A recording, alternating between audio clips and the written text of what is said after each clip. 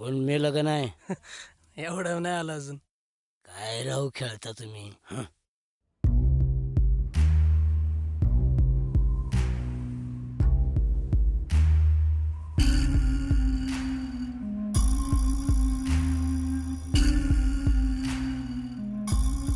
दिला एक चान्स, माघारी घे, नाही मारत. यायला त्यांना आहे ना त्या टोपीच्या गेमच्या वेळेसच खलास करायला पाहिलं होता. मग कुणी थांबवलेलं?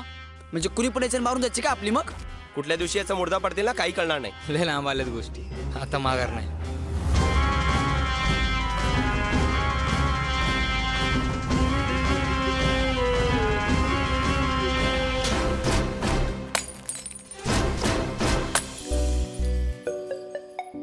मला राहायचंय तुझ्याबरोबर, तुला चालेल? काहीही झालं ना तरी जातीचं गुंड आहे तू. काय उपटायची ती उपट. नमस्कार, मी अनिकेत गाडगे, कॉलेज डायरी या चित्रपटाचा डिरेक्टर आहे मी. ही वैष्णवी शिंदे ॲक्ट्रेस आहे. विशाल सांगळे आपला लीड आहे. प्रतीक्षा शेवणकर ॲक्ट्रेस आहे. 2 नायिका आहेत फिल्मला.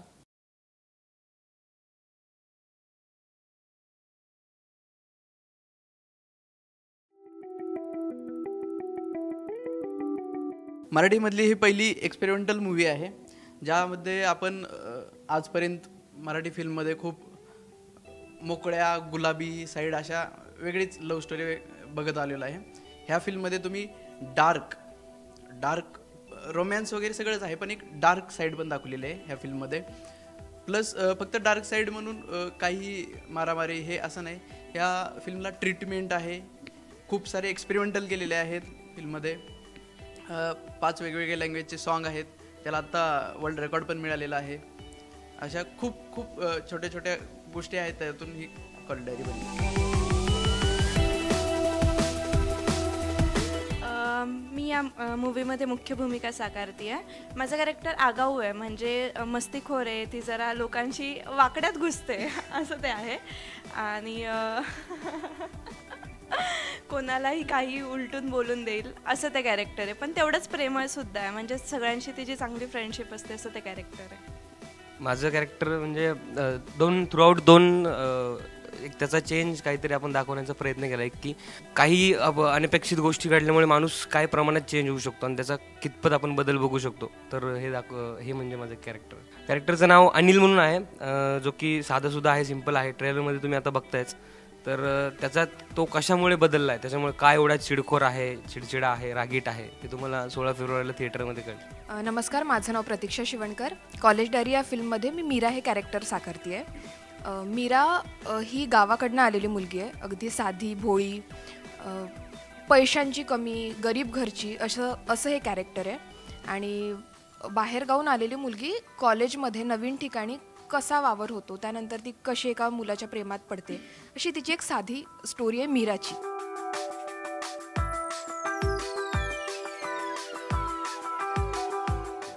खूप सारे आहेत, म्हणजे आम्ही तिथेच राहायचो आणि तिथेच शूट करायचो. तर दररोज असं काही ना काही वेगळा किस्सा असा घडायचाच. पण एक किस्सा आहे, आम्ही चिखलात खेळलेलो.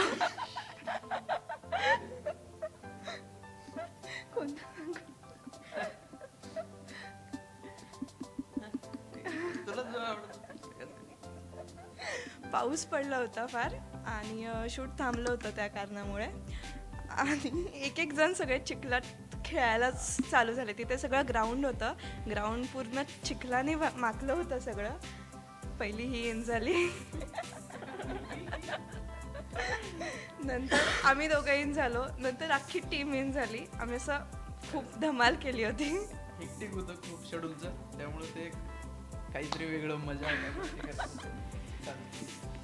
मजा मस्ती अशी खूप झाली सेटवर. पण मी असोसिएट डिरेक्टर पण आहे आणि आमच्या मागे म्हणजे मजेपेक्षा बाकीच्या गोष्टी भरपूर होत्या. मजा पण त्यासोबतच होती, सगळी नाती वगैरे सगळे एकत्र येत होती, सगळं होत होतं. ह्यांची स्टोरी पण बिहाइंड द सीन म्हणजे पूर्ण सांगितलं तरी चालेल की ह्यांची स्टोरी पण कॅमेऱ्याच्या मागे जमत होती एका साईडला. तर भरपूर गोष्टी आहेत, म्हणजे खूप मजा केली आहे, एकत्र राहिलो आहे. तर एकत्र राहण्यामुळे तिथे सगळा 60-70चा क्रू, लॉजिंग नव्हतं फिल्मला, तर ज्या ठिकाणी शूट करत होतो तिथं आम्ही राहत होतो, तर त्याचा चांगला इफेक्ट आपल्याला स्क्रीनवर बघायला मिळतो की ते कॅरेक्टर्स त्या लोकेशनची खूप एकरूप झालेले आहेत. ते सगळं इजनेस त्यांचा दिसतोय फ्रेममध्ये. तर मजा पण आहे, पण ही एक गोष्ट सुद्धा आहे. सेटवर भरपूर मज्जा केली आम्ही.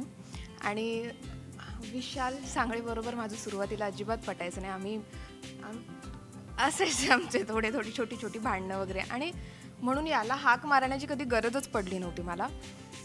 आणि आमची मैत्री हळूहळू डेव्हलप होत गेली. सो एक मोंटाज होता गाण्यातला, ज्यावेळेस मला याला हाक मारायची होती आणि हा असा समोर येणार होता. मला तो एक चान्स मिळाला होता याला छळण्याचा, किंवा याला मी काहीही बोलू शकते असं.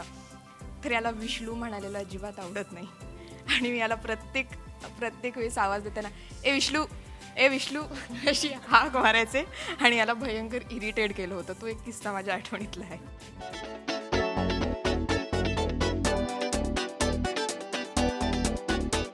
एक एक्सपेरिमेंटल फिल्म आहे ज्याच्यामध्ये 5 वेगवेगळ्या लँग्वेजचे सॉन्ग आहेत. Tamil, Hindi, English, Sanskrit, English. हे सॉन्ग वेगवेगळे लँग्वेजचे सॉन्ग असून सुद्धा तुम्ही ज्यावेळेस व्हिज्युअली ते सॉन्ग बघचाल त्यावेळेस असं वाटणार नाही की तुम्ही वेगळ्या लँग्वेजचे बघताय किंवा तुम्हाला ते कळतच नाही म्हणून बाउन्सर केलं, काहीच कळलं नाही, बोर झालं. किंवा ही फिल्म तुम्ही बघा आणि असं मला एक पॅच दाखवा की इथला हा 5 मिनिटाचा पॅच खूप बोर गेलेला आहे. असं कुठंच तुम्हाला फिल्मला ऑलरेडी आम्ही शूट केलं त्यावेळेस ज्यावेळेस फायनल आमचं झालं त्यावेळेस 3.5 तासाची फिल्म होती आमच्यासमोर. त्यानंतर ते शार्प कट करत आत्ता 2.5 तासावर आणलेले आहे. त्यामुळं फिल्मला स्पीड खूप आहे ऑलरेडी. एक तमिळ सॉन्ग आहे त्यामध्ये तर 6 महिन्याचा कालावधी दाखवायचा होता, जे की ट्रीटमेंट बोलते ते 6 महिन्याच्या कालावधीमध्ये 300 शॉट्स निघून जातात एका तमिळ सॉन्गमध्ये. आणि प्रत्येक सॉन्ग हे स्टोरी आहे. म्हणजे सॉन्ग असं नाही की कुठंतरी डोंगरावर गेलेत फ्लॅशबॅकमध्ये तिकडं ओढणी उडली असं काही सॉन्ग नाही आहेत. प्रत्येक सॉन्गला एक स्टोरी आहे. फिल्ममधले सॉन्ग जरी काढले ना तुम्ही तर पुढची स्टोरी कनेक्ट नाही होणार. म्हणजे विथ स्टोरी सॉन्ग फ्लो होतात. अजून खूप मजा मस्ती आहे, खूप मैत्रीची पराकाष्ठा आहे, प्रेम आहे. मित्राला काही कोण बोललं किंवा मित्राला काही कोणी केलं तर दुसरे मित्र काय करू शकतात, काय लेवलपर्यंत जाऊ शकतात. खूप गोष्टी आहेत, खूप गोष्टी आहेत.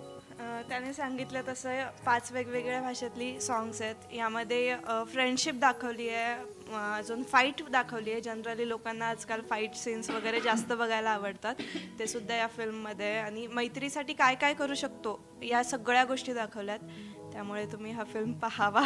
आजपर्यंत मराठीमध्ये कॉलेज लाईफवर, कॉलेजच्या जीवनावर भरपूर सिनेमे आले, पण नेहमीच ते छान मित्र गोड आणि असे सिनेमे ते होते. तर कॉलेजची एक डार्क साईडसुद्धा असते, तर ती दाखवण्याचा यामध्ये आम्ही मेजरली प्रयत्न केला आहे. कारण की आजपर्यंत असा सिनेमा मराठीत आला नव्हता की म्हणजे आपण अनुराग कश्यपचा सिनेमा बघतो, आपण बाहेरच्या भरपूर लोकांचा सिनेमा बघतो, पण त्या जॉनरचं किंवा डार्क जॉनर हे मराठीमध्ये आम्ही आणण्याचा प्रयत्न केला. आणि म्हणजे काही असं समाज प्रबोधनपर वगैरे असा सिनेमा काही करायचा प्रयत्न केलेला नाही आहे. इट्स टोटल एंटरटेनमेंट पॅकेज आहे 2.5 तासाचं, ज्यात तुम्हाला एक आपण म्हणतो ना एक सुंदर अशा प्रवासाला ते घेऊन जाईल आणि 2.5 तासानंतर परत तुम्हाला सोडून देईल. आणि कॉलेज ते तुमच्या आठवणीतनं कधीच जाणार नाही, एवढं स्ट्रॉंग आहे ते. तर भरपूर रिझन्स आहेत, भरपूर कष्टाने आम्ही ही फिल्म बनवले. तर नक्की 16 फेब्रुवारीला ती बघा. ही फिल्म का बघावी तर यात सगळे नवीन लोक आहेत. म्हणजे एक हिरो इस्टॅब्लिश आहे आणि त्याच्या मदतीने बाकी लोक काम करतात, म्हणून ओके ह्याची याला हेल्प झाली आहे, त्याची त्याला हेल्प झाली आहे, किंवा या व्यक्तीच्या नावाखाली या लोकांचं काम बघावं असं काही नाही. सो सगळी नवीन लोक आहे, सगळ्यांनी एकमेकांना धरून काम केलं आहे, एक चांगली टीम आहे यामागे. दिग्दर्शकापासून ॲक्टर्सपासून सगळे नवीन लोक आहेत. सो म्हणूनही ही फिल्म बघावी की ओके एक इस्टॅब्लिश ॲक्टरच्या सहाय्याने बाकी लोकांनी काम करण्यापेक्षा सगळ्यांनी मिळून हे काम केलं आहे. सो हे एक महत्त्वाचं रिझन आहे आणि तेच सगळ्यांची मेहनत आहे, टीमची मेहनत आहे. सो त्यासाठी फिल्म 16 फेब्रुवारीला नक्की बघा.